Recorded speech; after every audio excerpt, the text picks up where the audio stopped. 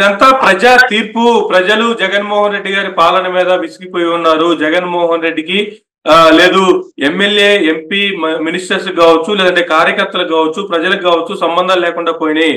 దాంతో ప్రజలు ఇది కాదు పాలన అంటే మనకి డబ్బులు ఇచ్చినంత మాత్రాన, సంక్షేమ పథకాలు ఇచ్చినంత మాత్రాన కాదు అని చెప్పి ఒక హిస్టారికల్ తీర్పుని ప్రజలు ఇచ్చారని చెప్పి చంద్రబాబు నాయుడు గారు ఆల్రెడీ ఆయన ప్రెస్ మీట్ ద్వారా చెప్పడం కూడా జరిగింది కదా. అయినా కూడా ఇటువంటి ఇంకా అపనమ్మకాలు ఉన్నాయంటారా, లేదంటే ఖచ్చితమైనటువంటి ప్రూఫ్స్ ఏమైనా ఉన్నాయా? ప్రజా తీర్పుని శిరసావహించవలసింది అది ఏ పార్టీ అయినా సరే, ఎవరైనా సరే. నేను ప్రపంచవ్యాప్తంగా ఈవీఎంలు వద్దని చెప్పేసి మాట్లాడుతుంటే మన దేశంలో మాత్రమే ఈవీఎంలు ఈ రకంగా తీసుకొచ్చి ఈ రకమైన ఆరోపణ రావడం ఎంతవరకు కరెక్ట్, ప్రజాస్వామ్యాన్ని కాపాడాల్సిన బాధ్యత లేదా అనే దాని మీద నేను మాట్లాడుతున్నా. గెలుపోవటం గురించి నేను మాట్లాడతలేదు. మరి కూటమిలో ఇంత మెజార్టీ వచ్చినట్టు చంద్రబాబు నాయుడు గారు గతంలో ఇదే మాట మాట్లాడారు, ఈవీఎంలు ఈ రకంగా ట్యాప్ చేసే అవకాశం ఉంది అని చెప్పేసి. మరి ఆయనకు అంత మెజార్టీ వస్తుంది, ఎస్ మేము సిద్ధంగా ఉన్నాము అని చెప్పేటప్పుడు. ఫైనల్ గా రామప్రసాద్ గారు, ఫైనల్ గా మీకున్న డౌట్లు ఏంటి అంటే, ఇప్పుడు గెలుపు ఓటమిలే అన్యాయం అంటారా, లేదంటే అంత మెజారిటీతో రావటం అన్యాయం అంటారా, లేదు వైఎస్ఆర్సీపీ 11 సీట్లకి పరిమితం అవటం అన్యాయం అంటారా? ఏంటి అసలు ప్రాబ్లం ఏంటి మీకున్న అనుమానం? నేను వైఎస్ఆర్సీపీ ఓడిపోయిందనో లేదా కూటమి గెలిచిందో అనేది కాదు. నేను గెలుపోవటం గురించి నేను మాట్లాడటం లేదు. నేను గతంలో కూడా మీకు చెబుతానే ఉన్నాను. నేను ఒక ప్రజా సమస్య మీద పోరాడుతున్నాను. అప్పుడు ఇదే జగన్మోహన్ రెడ్డి గారిని ప్రశ్నించాను. ఏమన్నా జగన్మోహన్ రెడ్డి గారు మీకు సీజేకి లెటర్ రాసి అలవాటు ఉంది కదా, మరి రైతుల ఆత్మహత్యకి కారణం ఏంటంటే బ్యాంకుతో లింక్ చెప్పిన ప్రభుత్వ పథకాల మీద మీరు ఒక లెటర్ రాయగలరా, దమ్ము ఉందని చెప్పి క్వశ్చన్ చేశాను. ఇదే చంద్రబాబు నాయుడు గారిని కూడా మళ్ళీ నేను వీడియో ద్వారా మీ వీడియో ద్వారానే ఛాలెంజ్ చేశాను. అప్పుడు కూడా ఏమన్నా చంద్రబాబు నాయుడు గారు మీకు వ్యవస్థను మేనేజ్ చేసేంత ఇది ఉందని చెప్పేసి అందరూ అనుకుంటున్నారు.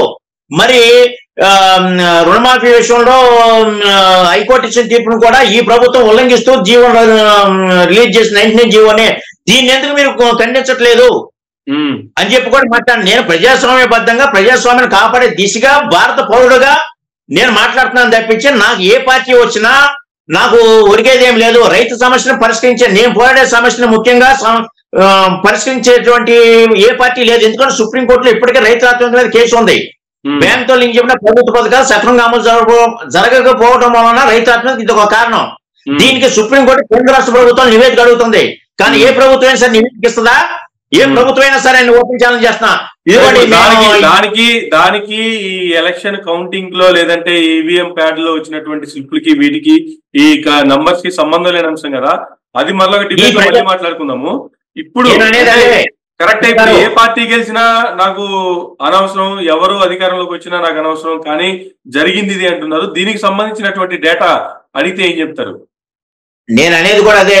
ఆ రోజునే నేను ఒక రైతు బిడ్డగా వీళ్ళందరినీ క్వశ్చన్ చేసినప్పుడు ప్రజాస్వామ్యానికి భంగం కలుగుతుంది అంటే, ఒక సామాన్యుడు వేసినటువంటి ఓటు వాడి ప్రమేయం లేకోకుండా వేరే రకంగా ఇది అవుతుందంటే అది ప్రజాస్వామ్యాన్ని ఉల్లంఘించడం కాదా?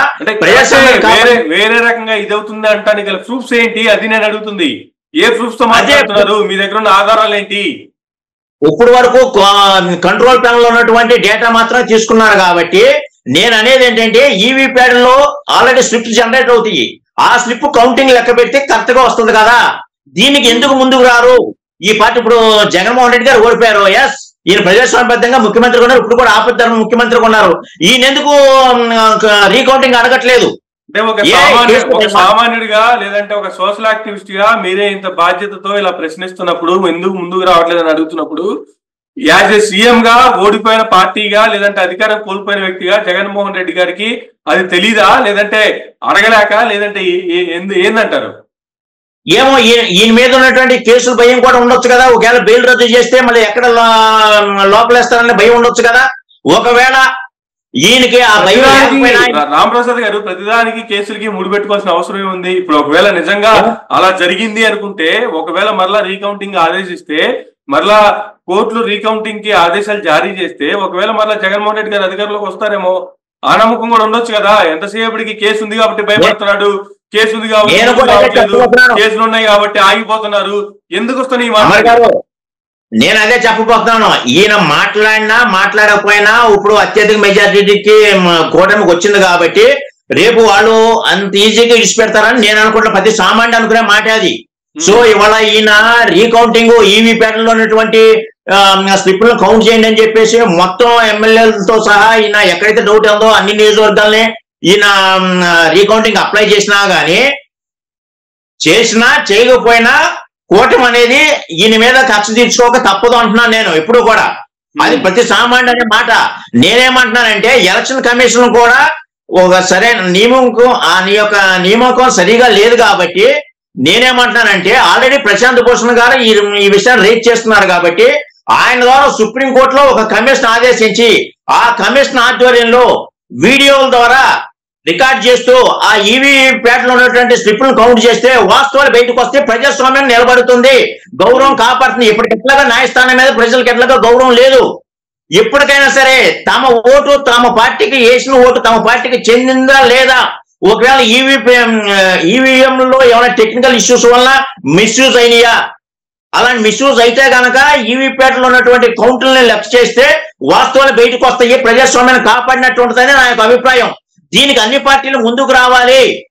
అది గతంలో చంద్రబాబు నాయుడు గారు అన్నారు, ఎస్ ఒక కామన్ మ్యాన్ గా నేను ప్రజాస్వామ్యాన్ని కాపాడే దిశగా నేను అడుగుతున్నాను. ఇదే మాట మరి చంద్రబాబు నాయుడు గారు మిగిలిన పార్టీలు కూడా ముందుకు వచ్చి ఆహ్వానించమనండి చంద్రబాబు నాయుడు గారిని.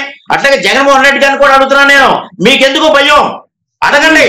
ఎట్లా కోల్పోయారు ఓకే, అసలు వాస్తవాలు బయటకు వస్తాయి కదా. ఈవీప్యాట్లు ఇక ముందు వచ్చే ఎన్నికల్లో ఈవీఎంలు వాడొచ్చా లేదా, ఏదైనా టెక్నికల్ ఇష్యూస్ ఉంటే వాటిని సరి చేసుకోవడానికి అవకాశం ఉంటుంది.